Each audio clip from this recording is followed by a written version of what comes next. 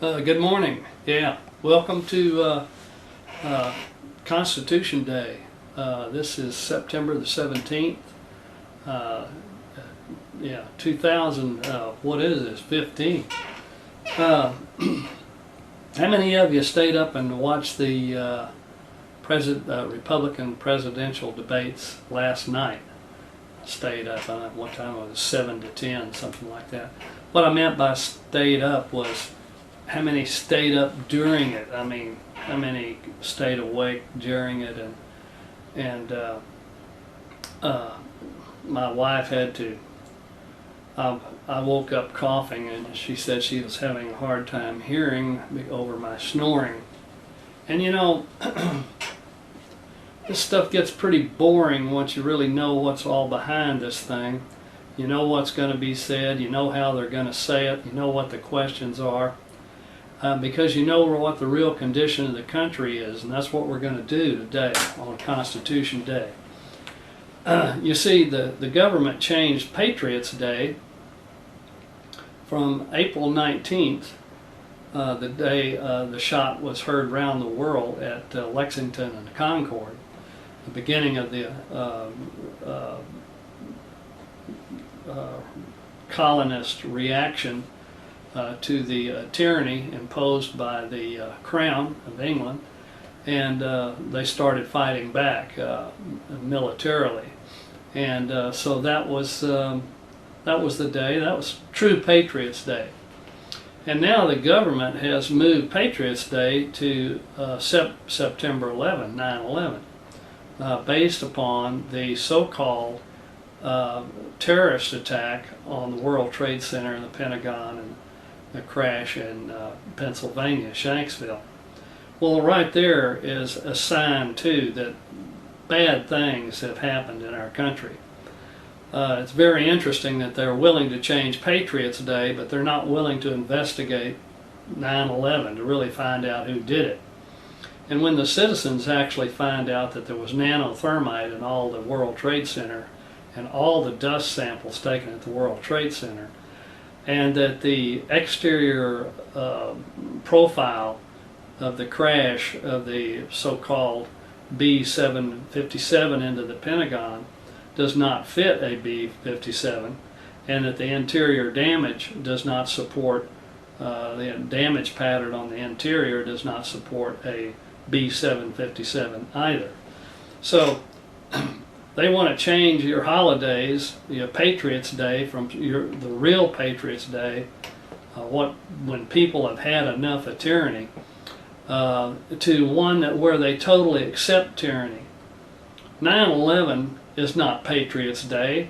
That's conquering day. That's overturning day. That's rebel day.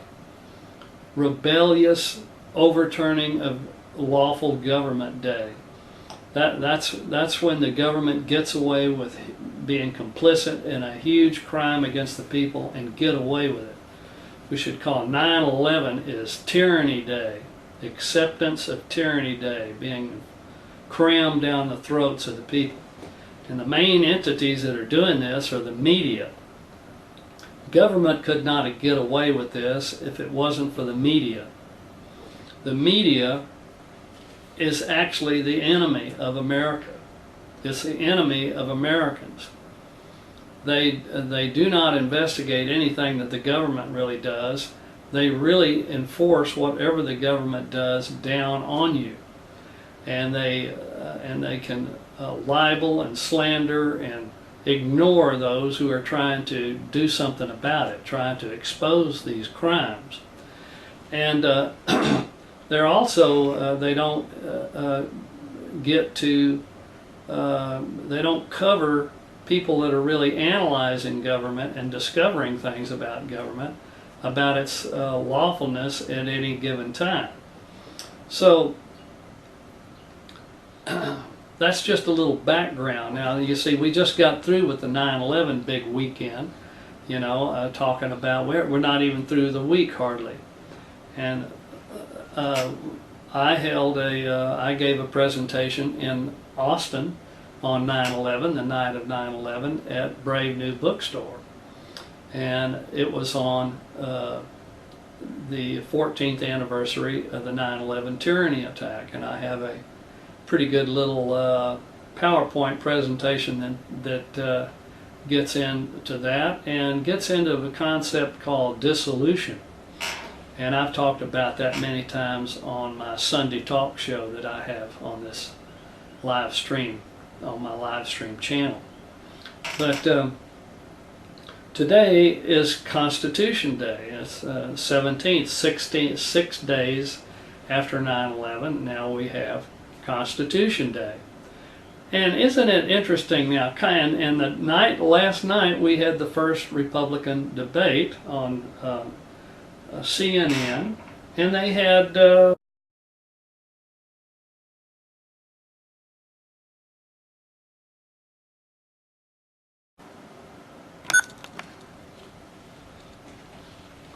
I'm sorry, I keep doing that. It's a technical problem. I leave it on standby instead of recording, and then when it kicks off standby, obviously the camera goes off and stops the stream. We're still going. But anyway, if you missed some of that, last night we had the first Republican debate with 11 candidates on there, and then today is Constitution Day. Well, I want to bring up, first of all, I'm going to show you. I just went online and got a. This is from personalliberty.com. It's a poll. I just want to pick off the first thing that came up on Google. And it says, if the Republican, it's a survey, it says if the Republican primary were tomorrow, who would you vote for? And that sounds harmless and all, and it's got all, I don't know how many candidates here, Republican for president. I know that 11 were on last night, but I'm going to count them up here. 11, 12, 13, 14, 15, 16, 17, 18, no, 17. There's 17. None of the above is not a candidate. They did allow you to vote for none of the above. But anyway, which is, I would say, the best candidate on there. Let's see. And then they only give you 5 questions here. Well, I'm going to... how many, I'm sure I did watch a lot of the thing. I didn't sleep through all of it, but I must admit, I did. And I'm actually proud of it now. There was a day when I was younger that I got I got into it, got revved up, got fired up, and that's exactly what these things are trying to do to you. They're trying to get you fired up. Because I'm going to tell you why they're trying to get you fired up. Because the government, the federal government, is dissolved. They have no authority whatsoever. And the principle, I'm going to show you the principle about why that is and how that is. And many in government, and those who have overthrown our government, actually know this. They know they don't have any authority, and they know they've overthrown it. This is an overthrown country. And it's being occupied by and controlled by the enemy of the United States. And but the way they maintain control over the population of the United States is by illusion, the illusion that it has authority. We have troops, and that's an interesting concept. And I have a newspaper man that just libeled me. See, right after I gave this presentation in Austin on Friday night, 9/11, the Houston Chronicle on the front page of their newspaper libels me in Houston, showing a picture of some guy with a Republic of Texas jacket on, and saying that they've renounced their citizenship and that they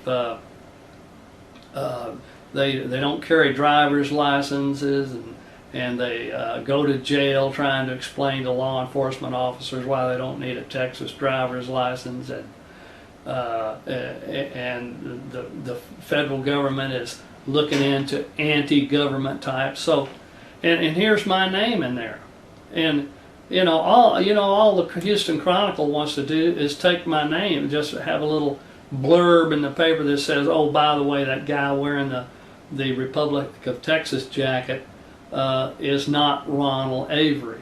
It's I don't know who it was, but it's not me, so forget all that stuff we said about him. They think that's going to cure it.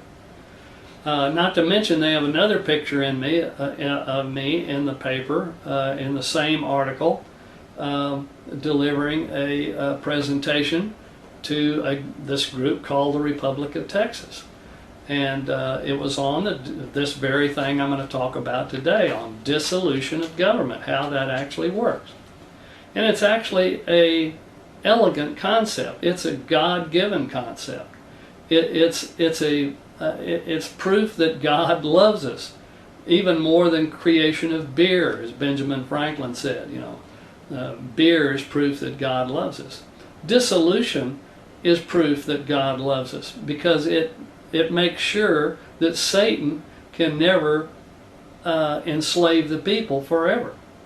Because if what I'm fixing to tell you is not true, then Satan has come up with a device to enslave the people forever, and you're not going to believe what it's called.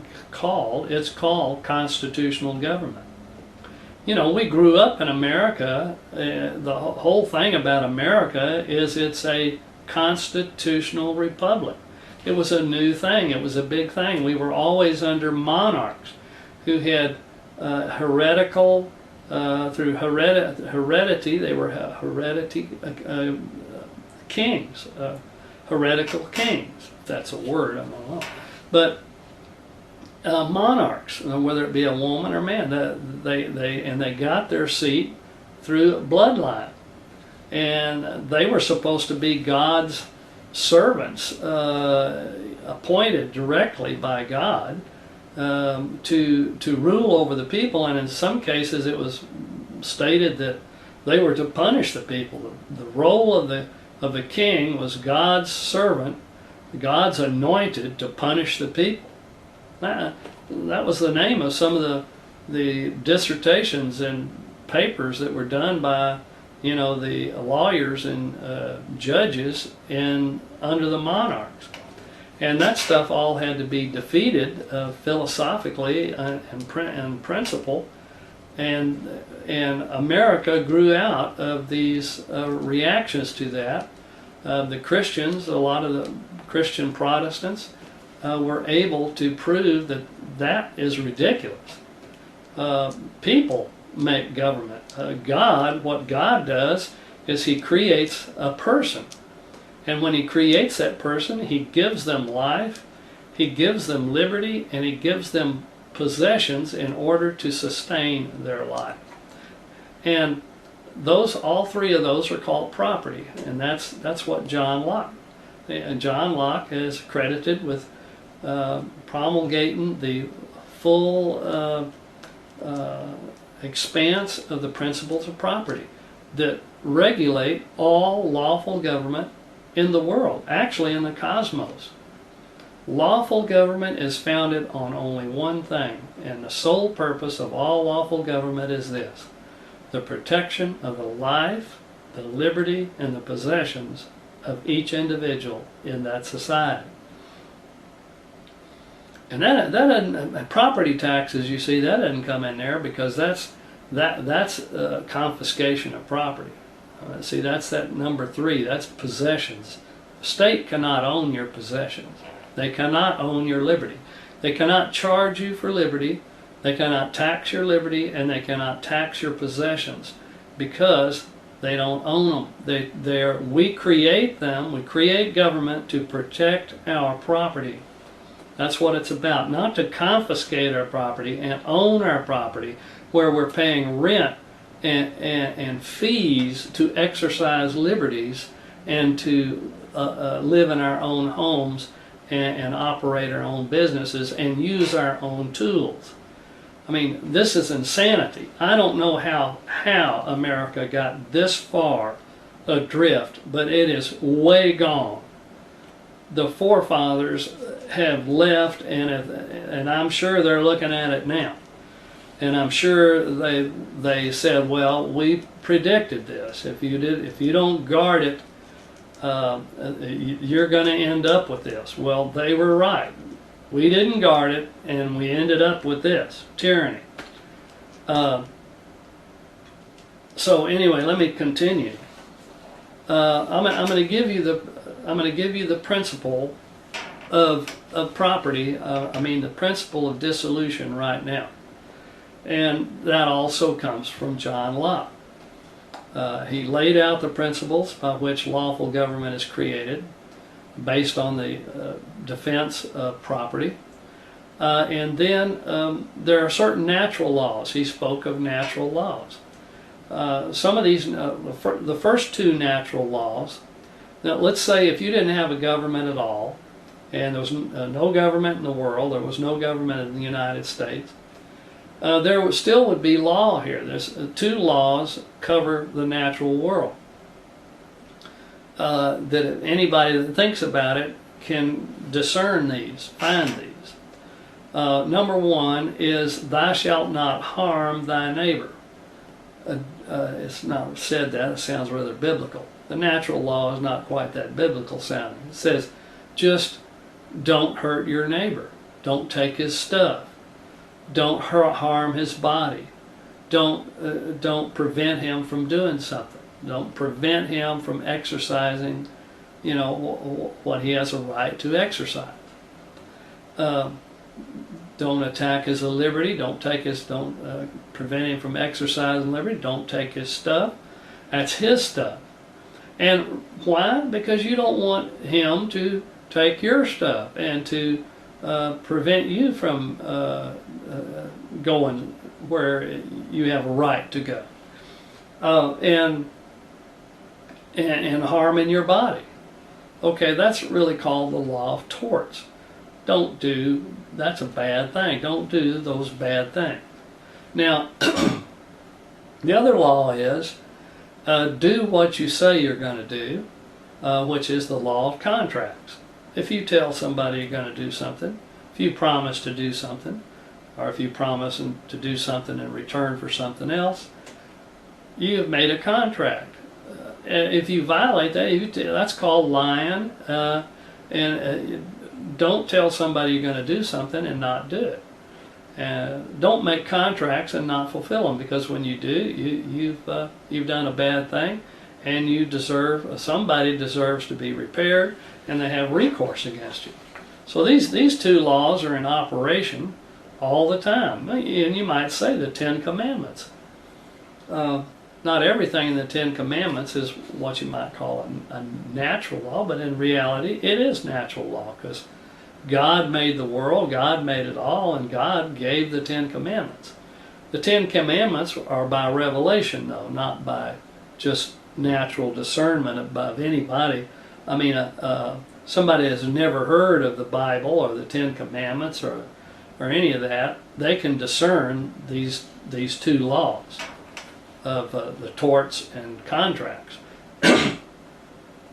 But anyway, the other natural laws are something that they're logical laws, the laws of reason, like the law of delegated authority. No one can delegate to another more authority than they hold in themselves. I mean, that's just natural reason. I mean, how could I, if I don't have a power to set the library on fire, how could I delegate authority to the government to set the library on fire? I mean, this is just the first thing that pops in my mind. This is, that doesn't work. I mean, so what does that say? Government can only obtain its authority from the people, and it cannot obtain more authority that is held in any one individual. If you don't have the authority, I certainly don't have it, because we're all equal in the eyes of God. No natural man has more authority than any other natural man. So all the natural people, and there's no supernatural people. I mean, Jesus was the only supernatural person we have record of. Thank goodness he was helping us with all this. But, so, I mean, he was natural and supernatural. He's the God-man. But anyway,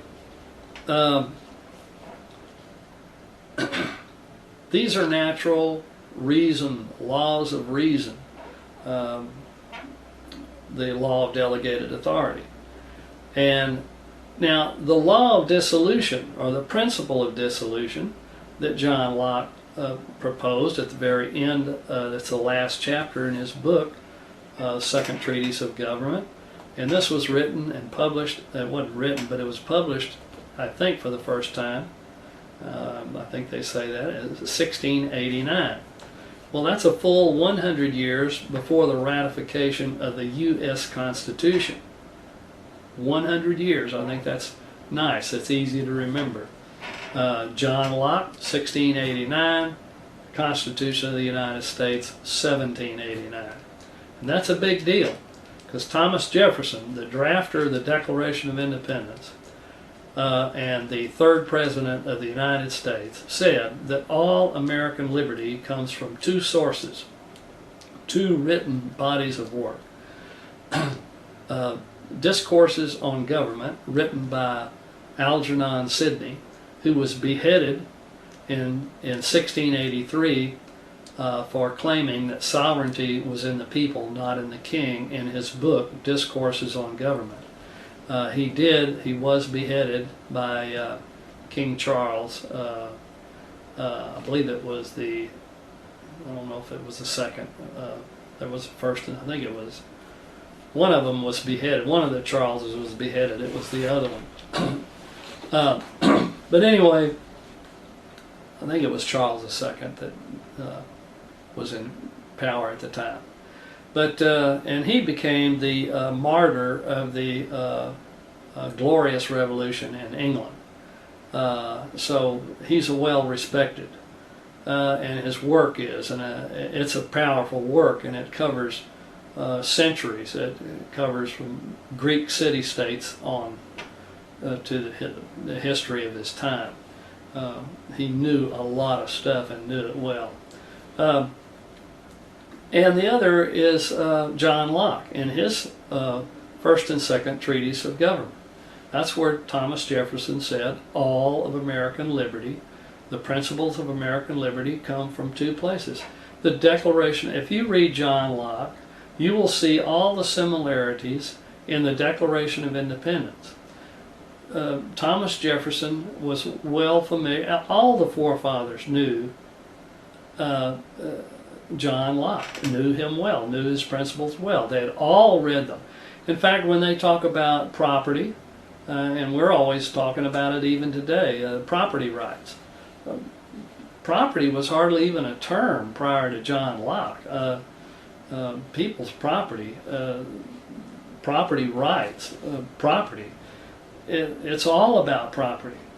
And John Locke is the one that brought all those principles that had been coming through other people. He finally brought them all together and exposed them and promulgated them for the first time. And guys like that came along later, like in 1850, one of the greatest books around is called The Law by Frederick Bastiat, who was a French economist. He wrote a little small book called The Law. And really what it is amplified and condensed John Locke. And it's a great book. If you want to get the condensed, amplified version of John Locke, read Bastiat. Now, and this principle of dissolution is a natural principle. The government cannot outlaw. I was told by this author that slandered me in the Houston Chronicle, or not slandered me, but libeled me by printing this stuff. He said in an email to me that that the government has outlawed secession. He was claiming I was a secessionist, and I'm not. I oppose secession vehemently because under the principle of dissolution, and our federal government is dissolved, and I can prove that. To secede is contradictory to dissolution, because the act of secession is an admission that you want to separate from something that lawfully exists. Now, if the federal union is dissolved, as I can prove, why would I be for secession? I mean, how many people sue for divorce of a dead wife, a dead spouse, a dead husband? There's no such thing as divorcing a dead person, a deceased person. There's no such thing as seceding from a dissolved union. And I've known this for years, and I've argued it everywhere. And in fact, I was at the meeting he was reporting on where he libels me. I gave a 25-minute talk before the group that was gathered there called the Republic of Texas, and demonstrated and proved in there that the United States is dissolved, and I showed how it's dissolved. And but anyway, this newspaper guy, he says that the federal government has outlawed secession. Well, that may be. They can do that all day long. But what they can't do is outlaw dissolution. Nobody can be outlawing dissolution, because dissolution just happens. And it happens by doing bad things. And the federal government has done bad things. And I can show you what they are and how they've dissolved it. Now, why this is an elegant principle and a God-given principle and a principle that is unalterable is because if it weren't true, Satan could enslave mankind forever without hope. Because if all he had to do was create constitutional government and set up a court system and a legislative body, a legislature, a judiciary, and an executive, and these people could do anything they wanted to, and if you didn't like it, if they wanted to alter your constitution without your permission by amendments, and when you tried to, well, first of all, whenever they do that, you don't have to even resort to their courts. You see, here, let me give you another principle. You hear this all the time. We need to protect the Constitution. We need to protect the Constitution. We need to go out and protect the Constitution. Well, how do you protect the Constitution? Does that mean you put soldiers around the building where the Constitution is, keep it from being molested, somebody spills ink on it? We know that's ridiculous. You don't protect the Constitution by putting soldiers around it and keep it from, and you don't by putting it in a hermetically sealed box so that the air doesn't get in and defile it and the light doesn't. This is not protection of the Constitution.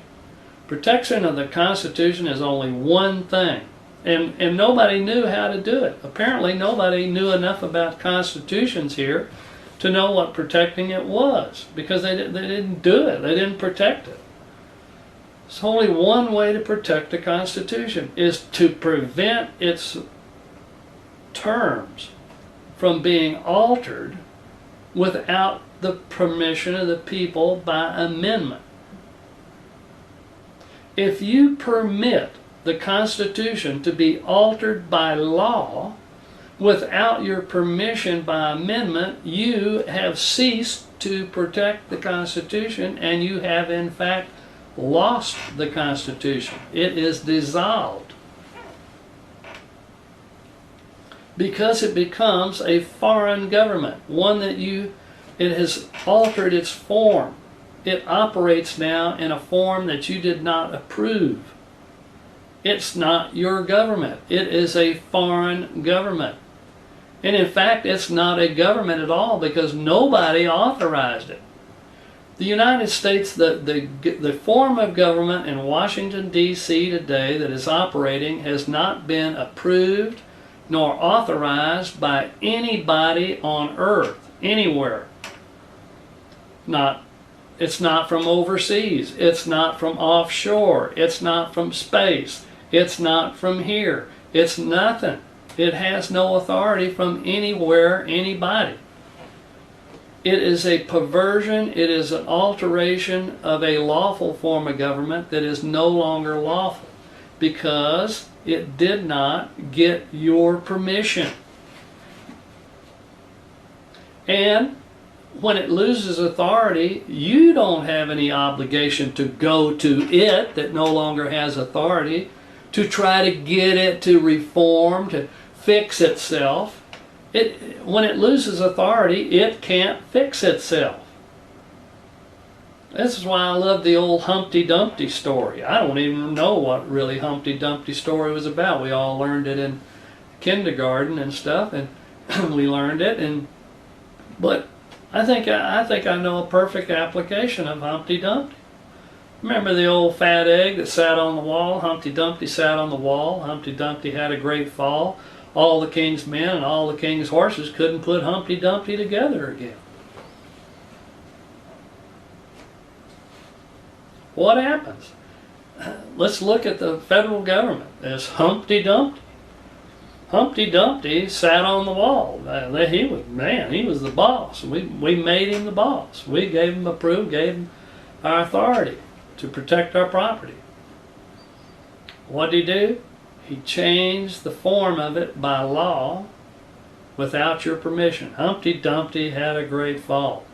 When Humpty Dumpty was allowed to change its form, what he could do and what he couldn't do, change that without your permission, he lost your authority. He had a great fall. Now, once he falls, all his horses, all his men, all his military, all his judges, all his legislatures, all his executors, they can't put Humpty Dumpty back together again. It's over. It's finished. No one need apply to them for anything. You can't say, please, would y'all stop doing that? It's against the Constitution. It violates Article 2. It violates the Second Amendment. It violates Article 4. It violates Article 5. It violates Article 1, Section 8. We don't have to go to them to tell them that. They know that. They broke it. They violated it. They changed it by law.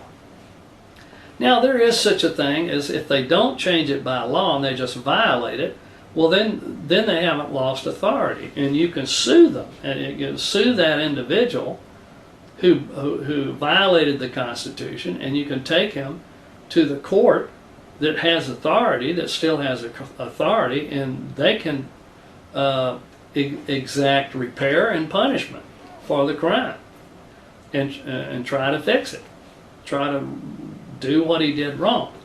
But when they change the form by law, which passing public laws and statutes,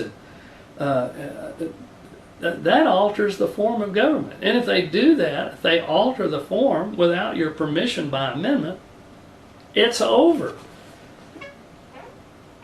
And if it wasn't over, it would mean that that once you constituted a constitutional form of government, the people in the Constitution, in the government, could alter it any way they wanted to, any time they wanted to, and you couldn't do anything about it.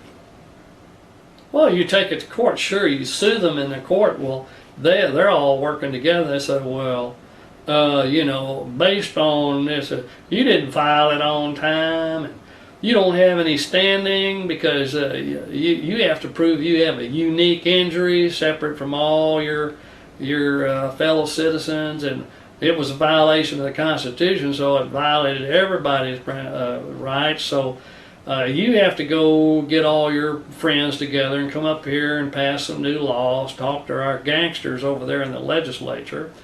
Or you can maybe get do something, but you got to go through us. And we're not going to do it. We're not going to change it because that's what we wanted. You see, that's Satan's business there, and he's got you nailed down. But the fact is, it doesn't work. The beauty of John Locke's work, the beauty and the elegance of the design of the principles of property and the natural laws of dissolution is that tyrants destroy their own authority when they try to deceive the people and change their form of government without their permission. Isn't that beautiful? And people get upset at me when I talk about dissolution. Man, that's God's deliverance. You have been delivered by God from tyranny. That's what dissolution is. Otherwise, you never could get this thing back. You think it's bad now? Is our federal government improving? Since 1789, has our federal government improved, constantly improving? And over the last 20 years, has our federal government been improving? You know the answer to that. It gets worse every nanosecond. It's in boil down. It's in what do they call it for the nuclear plants? I mean, this is meltdown. I mean, this is core meltdown is what we're in. And why? Because they're operating totally without our permission, and they're doing anything they want to, and they're thinking they can get away with it forever. And they've already lost it. They don't have authority to do anything. And so why would I be for secession? We don't have a federal government. That thing's gone. All the states in the Union are absolutely independent republics as we speak. That's the truth of the matter. If it wasn't, then Satan wins, and he has enslaved all mankind forever through a simple device called constitutional government. And we know better than that. We know that that's not what constitutional government is. And John Locke certainly knew that he had the principle that when you alter the will of the people is the Constitution. Actually, the only place you can ever really find the will of the people is in the Constitution. It's not in there who they elect. It's not in what kind of laws get passed here and there. They should be the will. It should be the law should be nothing more than the execution part of the mechanism to implement the will of the people. And the executor, of course, all he can do is execute the law and execute the implementation. But it's all based on the will of the people. But when they change the will of the people without your permission, they lose their authority. And they don't even have authority to hear your grievance. They don't, or to hear anything. They don't have authority to fix themselves. They're finished. We are absolute today. I want to give you some really good news today. I mean good news. This ought to pique and perk you up a little bit. There is nothing to prevent the people of this country from forming a new government right now on a brand new constitution and having the people agree to it and say this is it. This is our new deal. And have it based strictly on these principles I'm talking about from John Locke's Second Treatise of Government. And you could have a new government that does one thing: protect your life, your liberty, and your possessions.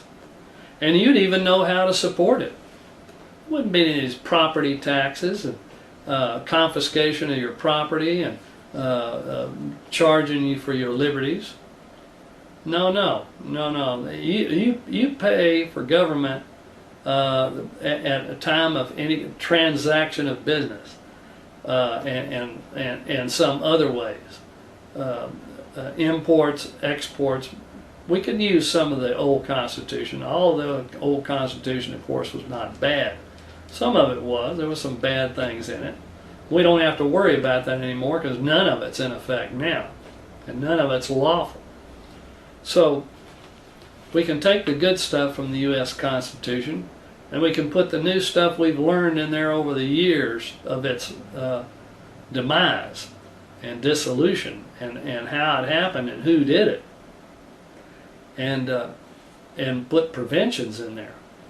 Well, one of the real shortcomings of the U.S. Constitution is that it never stated the principles by which it was to be interpreted from then on in the beginning of it. That preamble's way too short.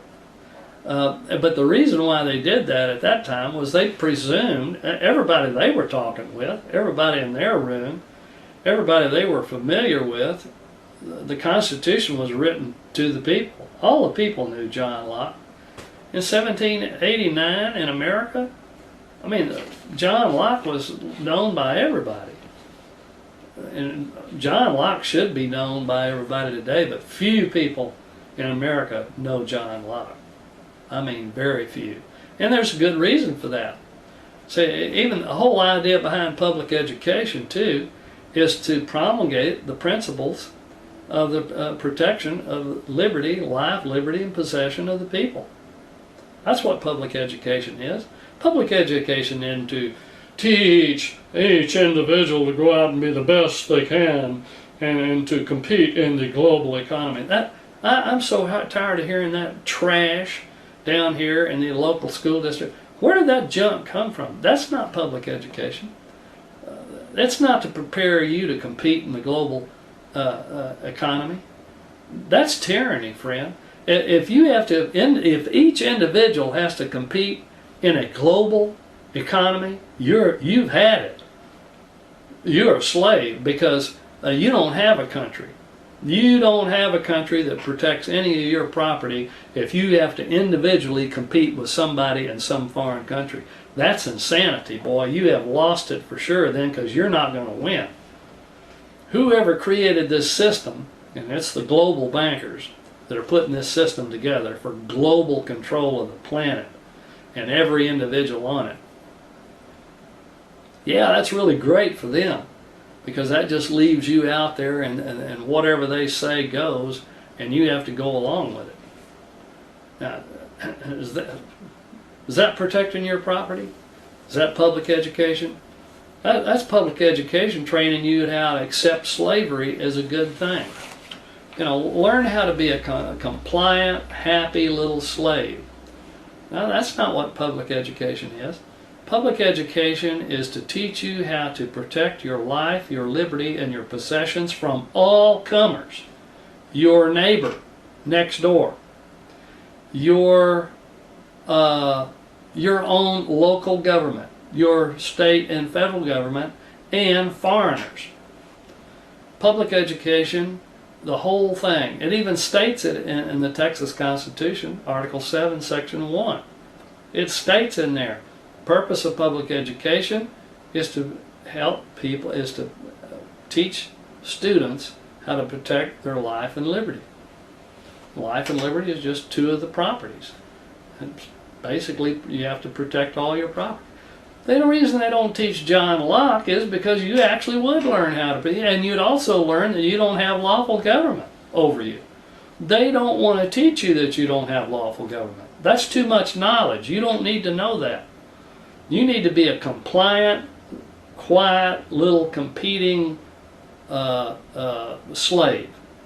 And the federal government has turned the people of America into military assets and consumption units. That's all we are. We're not people. We don't own property. We don't possess property. They don't see it. They claim sovereign immunity. That means they can harm you even unto death without judicial recourse unless waived by statute or congressional resolution before you can sue them for any damage. That ain't harm take your property, do whatever. You can't sue them.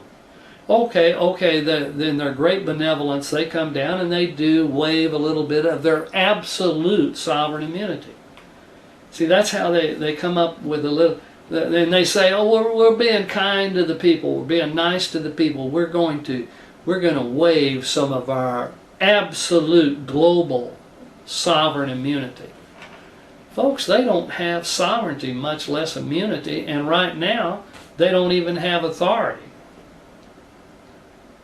And by taking this concept and adopting this concept called sovereign immunity, which is nothing more than this is what the king, the monarchs of Europe claimed to have. The monarchs claimed to be sovereign. The courts were theirs, the people were theirs, all the property was theirs. And the old saying was, you can't sue the king in his own court. Why? Because you're the property of the king, the court is the property of the king, everything is owned by the king. The king cannot harm his property. That's the concept. Folks, the United States how did the United States end up with everything that we've been fighting against to come over here to start this thing in the first place? Even the state of Texas now has adopted absolute sovereign immunity. Oh, they waive it, you're just right, yeah, they waive a little bit. You know, you can sue them with our permission by statute, Texas Tort Claims Act, and the little code they've developed there, Section 101 of the Civil Practice and Remedy Code through 110 or 111, and you can we'll give you $100,000 max, you know, and if there's more than one involved, we'll give you up to $300,000. You know, after slaughtering your family or taking all your stuff, trashing all your stuff out. That's not lawful government. And they don't have what did I say about delegation of authority? Do you have authority to go out and harm your neighbor to any degree, and then have immunity and say, oh no, I have sovereign immunity, and I can harm you to any degree, and you can't sue me unless I give you permission? Did you have that? You have that kind of authority? Do I have that kind of authority? Nobody has that kind of authority. How did the government get that kind of authority? It's got to come from us. I didn't have it. Did you have it? None of us had it. How'd they end up with it? They can't have it. And you know, in Texas, you know the case it came through? It was some case back in, the sovereign immunity came to Texas. Oh, and by the way, let me just throw this in here, in case you're, principle of dissolution can apply to any state, anywhere in the world. The state of Texas is also dissolved for the same reason. See, nobody really was, this is the problem when you don't educate the public. The public education is a disaster. It didn't do what it was supposed to do. It didn't do what it was constitutionally mandated to do in the beginning. It did not teach people how to protect their life and liberty and property. If it did, they would not have allowed these constitutions to form of them to change by law without the permission of the people. You can't change the form of the state of Texas without Article 17 says, man, you got to have an amendment. That's got to be voted on statewide. Well, where's the amendment allowing absolute sovereign immunity to harm the people without judicial recourse unless waived? It's not in Article 1. It's not in Article 17 is the last article. It's not in any of those articles. You can go down there and get it out right now and look around all. You can't find it. But we have it. It's the law of the land. If you go to court, you sue the state, they're going to be talking about sovereign immunity. They don't have it. A case called Hosner versus D. Young, I believe it was in it was way back there, 1847 or 8. They, if you want to find out all about that, I'll direct you to one of my websites. That's called, which one was that? postwtc.com. And click on the upper right hand corner where it says Avery sues the king. Then that's all about sovereign immunity and how that stuff is just junk. And it came into Texas by the Supreme Court of Texas, and actually they could be said that they overturned it the very next year, because they said nothing can be presumed against the rights of the people unless it's specifically written in the Constitution. Well, sovereign immunity isn't written in the Constitution. So they actually overthrew their case the very next year, but the courts don't recognize the second case. They only recognize the first case. And when you tell them that, they don't care. They throw you out anyway. This is what I'm telling you is the problem with a constitutional government if people don't protect its form. If you don't protect the form of it and prevent them, you have to prevent them from changing the form without an amendment. Anytime somebody wants to change the form of the government, you insist they get an amendment. You make them get an amendment. If they can't get an amendment, they don't get a change. And if you allow them to pass a law, see, anybody that wants to pass a law that's in violation of the Constitution, everybody ought to be standing up and saying, "Oh, no, you don't." See, that violates Article 4. You can't pass a law like that without getting an amendment. See, that slows things down. People don't want to do amendments because that takes a long time. A lot of work goes into amendment. That's why they don't want to do amendments. They want to get right to it, start stealing and breaking the law. They want to do it lawfully, legally. Problem is, these tyrants that want to do that, they dissolve the government. They dissolve their authority. Now they're just criminals and crooks and tyrants and jerks. And even under the monarchs, even the judges under the monarch said a peasant has a right to kill a tyrant. Do you know that? Yeah, I mean that was said in old. Reverend Samuel Rutherford spoke of that in his Lex Rex. He says even your king's court agree that anyone can kill a tyrant. The problem is finding out who the tyrants are. So anyway, I want to bring out, I've spent a lot of time on that. There are several reasons why the state of Texas too is dissolved. One of the biggest ones is sovereign immunity. And it's not in there. They don't have an amendment for it. It allows them to really destroy all your Bill of Rights. Article 1 of the Texas Constitution is basically your Bill of Rights. And Section 1 through 29 outlines them all. And sovereign immunity destroys the whole thing, essentially. And nothing you can do about it. It's except know that it's dissolved. State of Texas here, they have no authority whatsoever. And you see a little group meeting like the so-called Republic of Texas, they have as much authority as the state of Texas. The Kiwanis Club has as much authority as the state of Texas. I mean, that's what we're talking about. Until somebody comes in here, somebody gets enough action going on between people that they say, wait a minute, we don't have lawful government here. We're all been abandoned. We're all out here under anarchy. And what is anarchy? You know, the anarchists today, they like to say, you know, all of our problems come from government.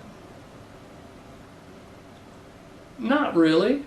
All our problems come from unlawful government, from tyranny, tyrannous governments, governments that operate without authority. That, believe me, if we had lawful government, we wouldn't be having these problems. Lawful government would stop these problems with a gun. You'd either stop doing that or you'd be shot or imprisoned. See, that's what lawful government. Lawful government takes the natural law and attaches penalties to it. Don't do that. Don't violate the law of torts. Don't be going harming that guy down there, because we're going to throw you in jail. And if it gets bad enough, we're going to shoot you. And the reason why is because even God said government is ordained of God to punish evil and to reward good. Our problem is not government. Our problem is tyranny and unlawful government. The condition we live in today is called anarchy. Anarchy is not the absence of any government, it's the absence of lawful government. It would be hard to find a place where there's absolutely no government whatsoever, where there's not a group of guys that got together and organized for something. But just because there's a group over here organized to do, okay, the state of Texas is organized. Oh, organized. An organization, it doesn't constitute lawful government. And my friend here that libeled me in the paper, he said, you know, secession, if you're just trying to do something different than conform to the government, then you're a secessionist. In his mind, anybody that doesn't like what's going on is a secessionist.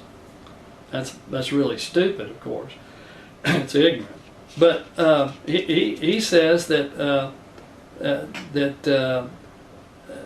it's obvious that if you don't want to be part of the union, or you don't see it, you're still trying to break away from the union. So you're a secessionist. So, and what to him, in his mind, what constituted authority of the United States was the presence of troops and military stations.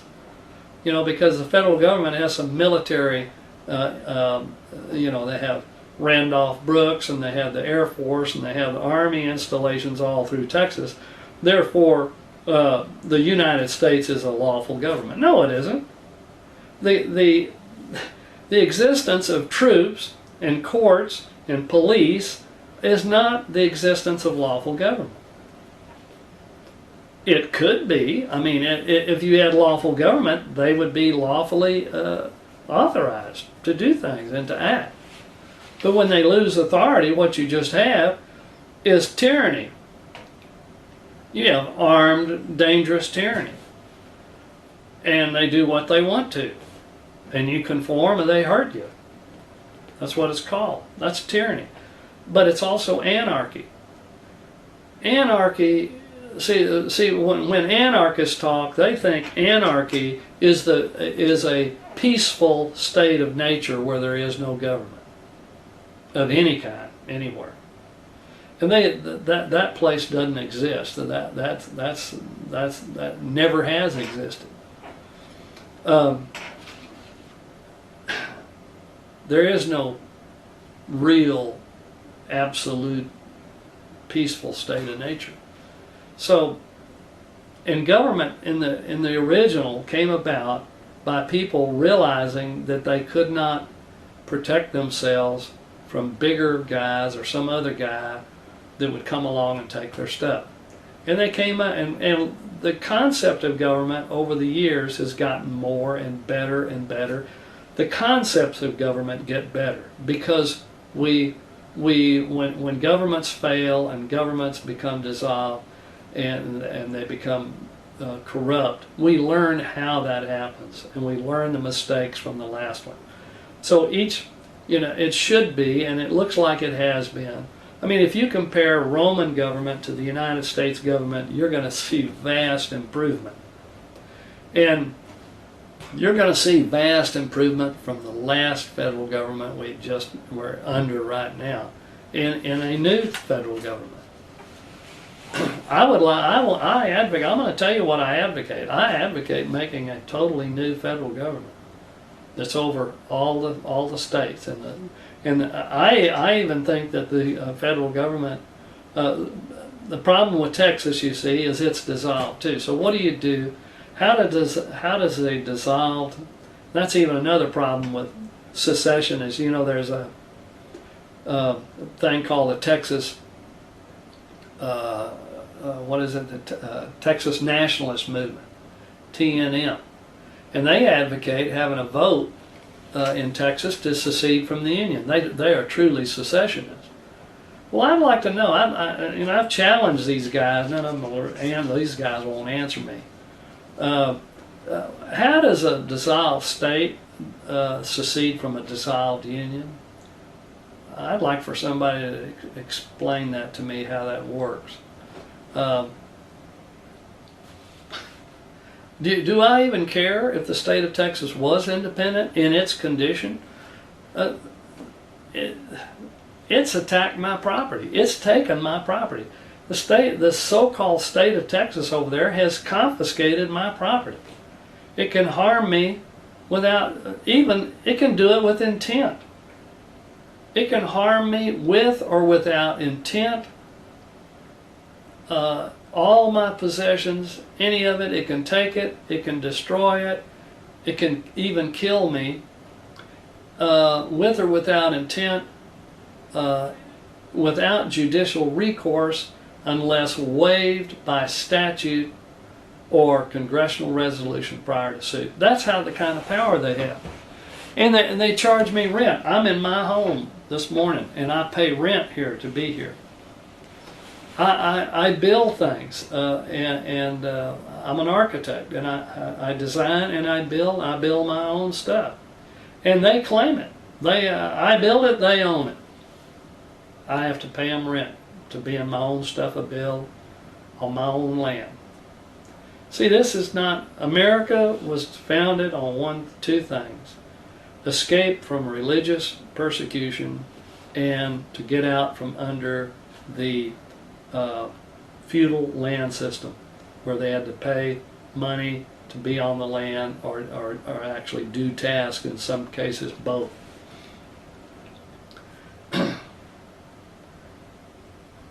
This Constitution Day, we really need to think about the beauty of a real constitutional government and what it really is and how to defend them. I'm going to give you, I think, the good news, and I hope you see this as good news. Anybody that tells you that you have to go appeal to a dissolved government and beg for them to fix themselves, and this movement now called the Constitution of States. You talk about a ridiculous movement. You're going down to a dissolved government, and you're going to ask them, and you're going to get some states together, and you're going to try to pass another amendment to try to fix something that's already dissolved. I mean, you talk about a useless, and that's never going to happen. I mean, it's the whole process is even dissolved.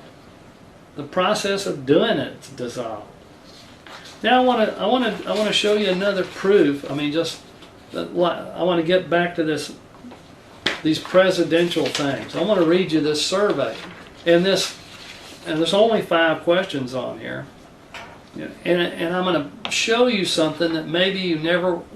I hope you watched those presidential debates last night, because I'm going to show you something that should have been huge in the screen. I'm going to show you the elephant in the room that nobody saw. It is that no one in the room. They talked about improving government, didn't they? They're going to fix the tax code. They're going to they're going to have a flat tax or the fair tax, or they're going to get rid of that big old long lengthy tax code. Did you know that Most of the tax code's unconstitutional. It's unlawful. Not one single candidate in there, not one question asked by the corrupt and enemy media, the enemy of the people called the mass media. They didn't even ask a question like that.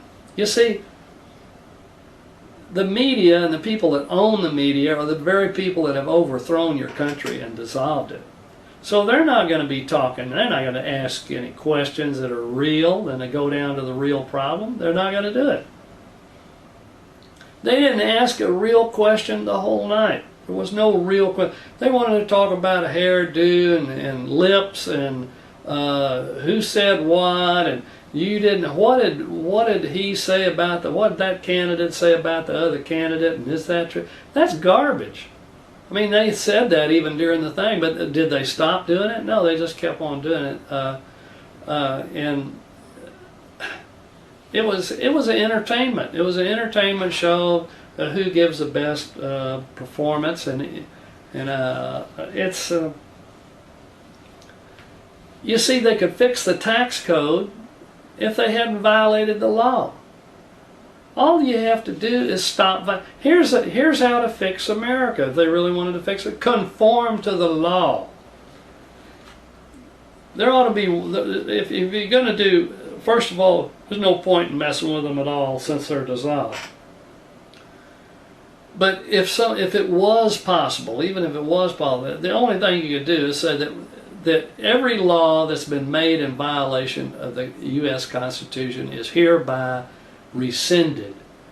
It is no longer in effect. The taxation of your wages is a property tax. It's been a long-standing principle that the federal government cannot tax property. And it even says that in some cases. But wages are actually property because you don't earn money, you don't earn income when you get a wage. If you work for somebody for 8 hours and what they've done is they've given you the value of your 8 hours of labor. Well, your labor is your property. So you didn't earn any money. You exchanged 8 hours of labor for a value, for a price. So you just put that in your pocket. You changed your labor into cash into your pocket. That's the property. Property for property. You swapped property. That's why I don't remember the IRS tax thing that says I forgot the number of it, and when you swap property of like kind. Why do they do that? Because they recognize that that's not an earning based on any growth of anything. You swapped like for a like. Well, same thing with your labor. You've swapped like for like. I got money for my labor. That's not an earning. That's not an income. But they take it. So what are they doing? They're actually taking your property out of your pocket. It's taking your labor and they're taking it. 16th Amendment really did not give them that right. That's not what it said. All kinds of income, yes, but wages aren't income. So, do they bother with that? Have they been sued for that? Yeah, they have. Have they been? Yeah. Did they find and that? No. You still do it, and if you don't do it, you go to jail. Do we have federal gun rules, laws? Yeah, we do. Are they a violation of the Second Amendment? Yeah, they are. Is there an amendment to allow these things? No, there isn't. Okay, so the form of government is not what we agreed to, and they can't find an amendment. Let me tell you what, they don't have authority as a result of it. And at this point, they cannot make their own authority because they don't have authority to do it. So they're out. Now, let me give you these sorry questions on here. First question on this survey is, do you think the Republican Party needs to change its policies to be more inclusive of everyday people to win presidential elections in the future? Who cares? If the Republican primary were tomorrow, who would you vote for? Who cares? Really? Does it really matter who the president of a dissolved country is that's not your government? It's foreign and has no authority. No one ever gave it any authority. It's operating under a form by law that was never approved, never agreed to by the people. You care who runs that? You care how pretty they are or how they talk or any of that? Number 3, what one political issue do you think will be most important to voters in 2016 presidential election? Now I'm going to read these to you. Abortion, birth control. Gun rights, number 2, gun rights. 3, immigration. 4, government spending and budget. 5, jobs, economy. 6, Obamacare. 7, taxes. 8, terrorism. 9, smaller government. 10, other. Other, what, you check other. Is there any implication in here that the government's unlawful, illegal, and violated the law? Does it say in here, government conformance to the law? No, there's nothing in there like that. Why? The presumption of all of this elective stuff is that the government is lawful, but just sloppy, not doing, it's just kind of fat and sloppy, but lawful. Lawful, fat, and sloppy. And stupid. But it's not unlawful. Well, smaller government, is the problem size of government or lawfulness of government? I don't care if the government was gigantic. If it was lawful, fantastic. I don't care if the government is a nanoparticle. If it's unlawful, it's bad news. We don't want it. We want out from under it. Is that in here?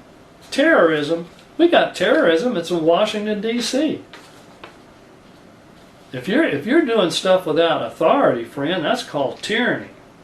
And tyranny, it could be considered well a form of terrorism, because all it is scaring you with fear into doing something. And what is exercise of power without authority? That's tyranny and terror. Number 4, who did you vote for in the 2012 election? Who cares? That help out for you? Number 5, with which political party are you most closely aligned? Philosophically. Democrat, Republican, Libertarian, Tea Party, Independent, other. There you go. End of deal. End of thing. End of survey.